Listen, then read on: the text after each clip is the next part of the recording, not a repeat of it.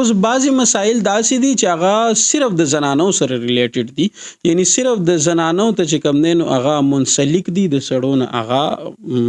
منفي دي. هغه دا دي چې که چېرته کې یو زنانه په حالت د حیض کې وي، مطلب په حالت د ماهوارۍ کې وي او دې ته چې کوم دی نو اوس بعض اوقات انسان دا کوېسچن کوي چې یاره کومه زنانه په ماهوارۍ کې وي یا په حیض کې وي نو د هغې د لاس روټۍ خوړل یا د هغې د لاس پخلی خوړل هغه څنګه دي؟ نو دا بالکل صحیح دي، هغه چې کوم دی نو انسان خوړلی شي او هغې ته څه ممانعت نشته دی. خپل بچي ته هم پی ورکولی شي، روټۍ هم پخولی شي، سالن هم پخولی شي، هر څه کولی شي. په حالت د حیض کې یعنی په حالت د ماهوارۍ کې زنانه کم کار نشي کولی،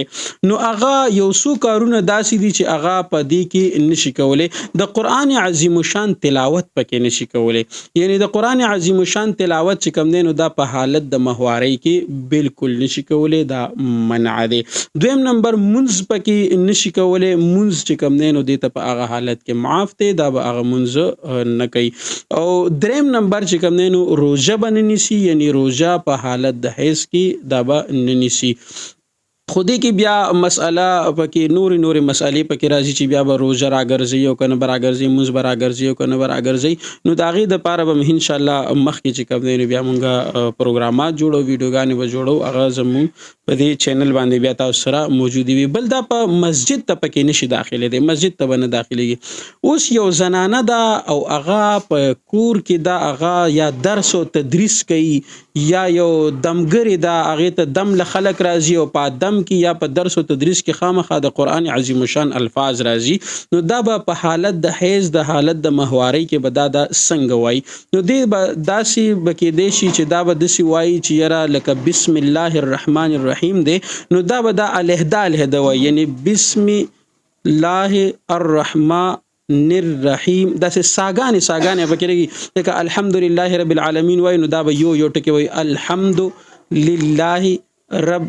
بالعالمین، دسی علیحده به چې کم دی نو دا ټول وایي. نو دې ته بیا دا چې کم دی نو جایز کېږي. اوس که یو کس هغه د کوروالی وکړي او هغه چې کوم دی نو د هغې نه بعد بیا غسل کوي. اوس د کم یو انسان یو کس به سوال داسې وکړي چې یاره مثال د شپې په اوله حصه کې دی همبستري وکړي، کوروالی وکړي او دی د هغې نه بعد بیا اوده کېږي او بیا دې ته د هغه شپه کې په اخر وخت کې یا په منځ وخت کې هغه ته د همبسترۍ د کوروالی ضرورت پیښیږي او دی دوباره کوي. نو د دې کې به اوس یو غسل به کوي او که نه د دواړو دپاره به علیحده د غسل کوي. نو نبی علیه الصلاة والسلام حدیث مبارک دی چې نبی علیه الصلاة والسلام به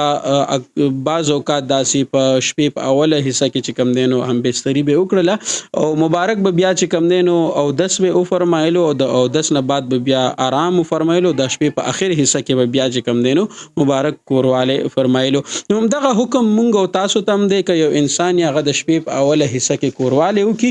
او هغه بیا د هغې نه بعد اوده کېږي، نو هغه له صرف دومره په کار دی چې هغه که اودس وکړي یا لاسونه وینځي یا ځان صفا کړي، نو اولا دي د هغه دپاره